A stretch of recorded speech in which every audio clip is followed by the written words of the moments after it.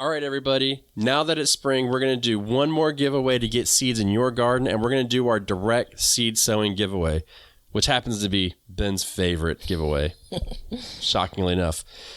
Giveaway closes on May 1st, 2021, and Batavia is going to let you know one of the ways to enter. So one of the ways to enter is by going to backyardgardenstv.com and enter your email address. With this, you'll be entered into the May 1st giveaway and all future giveaways. And then for an extra entry, head over to YouTube to the Backyard Gardens YouTube channel and watch the video Gardeners Love Spring. Watch it, like it, and leave a comment telling us what your favorite thing to either grow in your garden is or your favorite thing about spring gardening. That way, we know more about you and you might win our seeds. Now on to our regularly scheduled program. Go, go, go. It's time. It's time. It's warm. Go, go, go. Right here on the Backyard Gardens podcast, Minisode. To have a good harvest, one must plant good seeds and must also use the right kind of fertilizer. The carrots have grown large and firm. How good they will taste. Welcome to the Backyard Gardens podcast, where we talk about all things gardening and give the information out for you to be successful in your garden, whether it's your first or your last.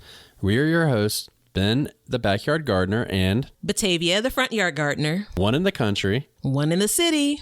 Now get ready as we dig deep into this wonderful world of gardening as we learn to grow and grow for change. Who says that we can't be excited? You looked at me like you were surprised.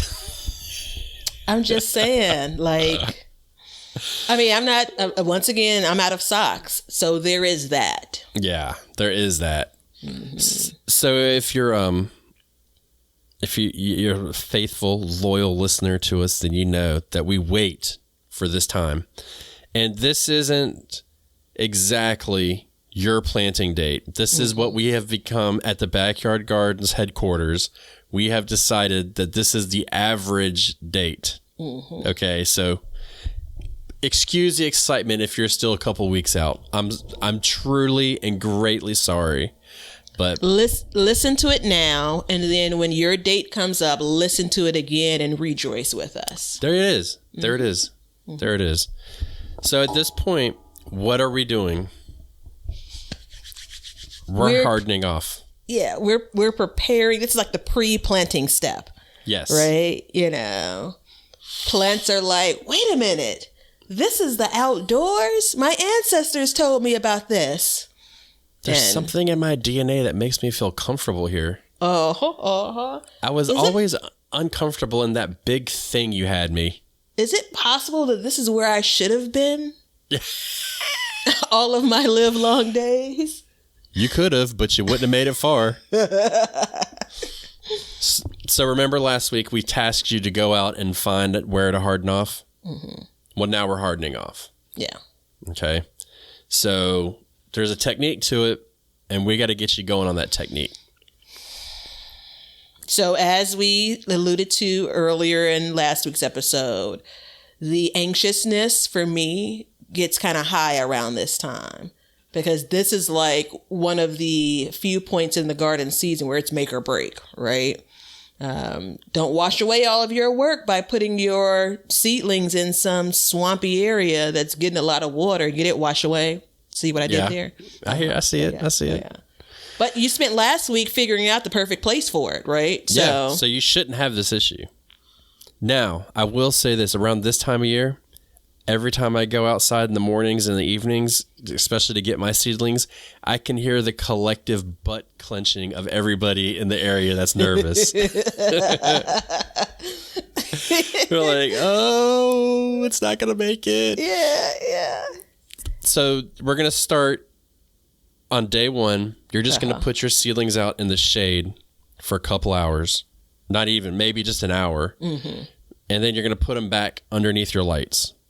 Okay, that's the first day. Yeah. So this is a great time if you're outside in the yard working in your garden area, use that time versus going back inside and making a breakfast burrito like I would normally do. Yeah. Because you can lose track of time, So ideally, if you're doing some work in the yard, you have a better sense of time, get that hour in, and then take a break, bring those bad buddies back in. Yeah, exactly. And I mean, do it in the morning, in the evening. It doesn't matter. It's in the shade. Mm-hmm. And then the second day, it's a little bit longer with a little bit of sun. Mm-hmm. And the third day, it's a little bit longer. And this process should take about a week, and roughly a week to a week and a half, 2 weeks, somewhere in there. Yeah. That's how long I take. I know you can go a little faster, but the sun is, it's starting to get pretty high at this point. Mm-hmm. So we want to make sure that we are like right on top of it. And slowly but surely, what I'm saying? And also consider exactly what your weather is like for that 7-day forecast, that 10-day forecast, right? So if you have nothing but overcast, right? We know there's still sun rays coming through there, but it's a lot different than where you may have been on day 7 where there's a lot more sun exposure. If you ain't got it, you may have to spend a few more days waiting to get it. Put that on a t-shirt, Ben. That's a long t-shirt. Come on. Anything that I put on a t-shirt is going to be a long one. Flip it over. Add it to the back. Yeah. Yeah. It's, it's true. And the thing is when you think about it, if you go too fast, you're going to see damage. Mm-hmm.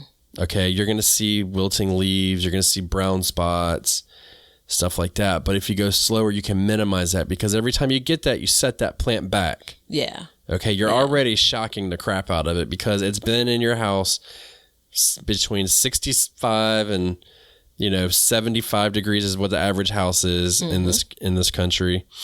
And when you take it out of there, it gets shocked. Yeah. So it slows it down. Now at this point too, what we're going to do is you're going to start withholding water a little bit. I know it's freaking you out, but what you're doing is you're now teaching the plant to search for water. So you don't want it to wilt. You just want to just hold off a little bit, because it's going to stop growing right now too. So just give it some time. Give it, hold back a little bit of water. Do not fertilize right now. Do not fertilize. You're just getting it ready. Okay. And also consider, when you mentioned like there may be some browning, there may be every bit of damage, that plant has to try to heal itself. Right. Yeah. And it's in the middle of a transition. Right. So we want to make this a little bit easier for that plant. So again, keeping a close eye, like I think the time where you first plant seeds and they start to germinate and you have that watchful eye. And I think now is like the thing, you're going to watch those plants the closest during those 2 periods. Right. I mean, that's exactly what you're going to do. And think about this too. The pests are going to flock to that thing like it's something else. So that's why we want to ease it in and out, and just check it, and you're going to get bugs on it. It's okay. Now typically you don't get ravished by aphids or anything at this point, because first of all, they're not sitting in one spot long enough, and they're not established in that spot. So it's not like it's like an automatic magnet, but you're going to start to see bugs and insects on it, and that's okay. That's what we want to see. Yeah. So. And there's some cases where if you still have a cooler, if you're doing this and it's still a little bit cooler, some of those, nasty pests haven't shown themselves just yet either, so consider that. Not everyone, it isn't everyone's story, but for some of y'all, some of us, we're sisters and brothers in this. It's still cold outside. You're damn right. It is. And it's okay. And that's the thing too, is like, if you start now and you get them to go out within a week or 2 of your planting date, you start this early, then it's early enough where some of them can go out, they can start hardening off. You can start to harden them off in the daytime, because soon it won't be that you won't be getting this frost anymore. So they'll be completely ready by that time. Mm-hmm. And there's others that can take a frost that you can start putting out more and more and more. So that's the thing, is like, go out in waves. Like maybe it's going to be a little bit colder for longer. So maybe we shouldn't put our tomatoes and peppers and eggplants out yet. Maybe there's other things that you're growing that you can, maybe you have another, some chard and lettuce for sure. All that stuff is now, and it should be your final inside sowing of those should be coming out. And they are a lot more forgiving of the cold, so they are very good to start practicing hardening off before you get to like the star of the show, which is, everybody's summer vegetables, generally speaking. So I just wanted to know, we do a lot of counting backwards, right? So while being covered, this may not be your exact date, right? But you're starting from your planting date and then you're counting back. What do we say? Minimally somewhere between 10 and 14 days. So you want to give yourself a 2-week window, ideally. Yeah. And that's when you're hardening these things off. And then also, just because you've been growing it indoors doesn't mean now, again, it's a time to bring it out. You want to make sure that these plants will be ready to plant in 2 weeks. So the ones that are of size versus the one that you just decided as a last minute, I want to plant this. It's ready. It's time. Like, not those. Let those babies stay inside a while longer. But yeah, that's what I had. Yeah. And I mean, it's, and just because so for instance, my last frost date is in 5 days, technically. Nope. I take that back. There's a little bit of, confusion behind that for me. It's either in 5 days or it's in 2 days. That being said, I haven't started hardening off yet. Yeah. So I'm gonna wait a couple days, and it just because it's like, okay, last frost date, go. Yeah. That's not how it works. Yeah. You can wait. It's okay. You've made it this long. You've taken care of them this long. Typically, what I'll do for my tomatoes and peppers is I'll keep them in for my frost date. And then I'll start hardening them off after my frost date. So then it's another week or so afterwards. You're dropping those jewels and not giving me a chance to get in here with the bell, man. I thought you had an imaginary cat. Survey says, yeah. So, I mean, that's where I sit with it. I don't know about you, how you do it, but...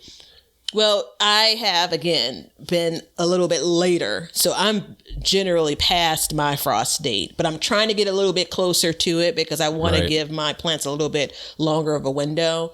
But your schedule is your schedule, and that's the key, right? So we're just talking about and kind of giving you the tools, if you will. Apply them in the time frame that makes sense for you, Yeah, I think in my area, nobody really plants out until about April 15th. Like our last frost date is, like I said, it's about the 1st or the 5th, but nobody really plants out until April 15th. Yeah. So, you think about that, and then that's like, if you go to your area, people will know.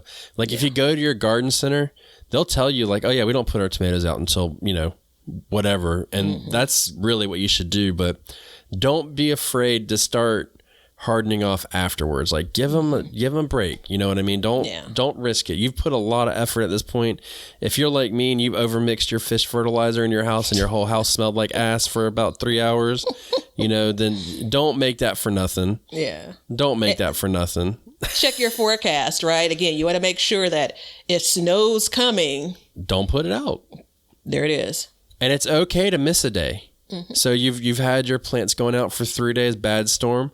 Don't put them out. Yeah. If it's going to be excessively windy, don't put them out. Keep them inside. Yeah. And then you can just pick back up right where you left off. It's okay. This is not a time to demonstrate tough love. Let's not do that to our plant babies. No. So be careful of them. Take care of them. Start hardening them off now for the next week or so. And just incrementally, gradually, more and more sun, more and more wind, more and more weather. And then get ready because we're going to be planting soon. So leave us a review, leave us a like, leave us a comment, whatever. Let us know you're out there. You know what? Hashtag us on Instagram, hashtag BYG Podcast, and show us what you're growing. Show us your seedlings so we can share them because we would love for everybody to see what everybody's growing so we can all learn to grow and grow for change. And that's it for this mini episode. Hit it, Batavia. See ya. Thanks for hanging out with us today. If you want to see what we're up to or just stay up to date on all the announcements regarding the show or anything gardening, then you can follow us on Instagram at Backyard Gardens TV. We love seeing what you guys are doing, so use hashtag BYG Podcast in your posts, and we'll be sharing your gardens with the Backyard Gardens community. And check us out on YouTube at Backyard Gardens, where we will post this show, all of our other shows, clips, and then also some gardening tips and just gardening entertainment. And you can see us at our website at backyardgardenstv.com. But that's it for today's show. So help us as we learn to grow and grow for change. And until next time, we'll catch you guys later. We'll call this one a wrap. Now you know why people feel like celebrating at harvest time. All over the world, people have feasting and good times when the crops have been gathered in.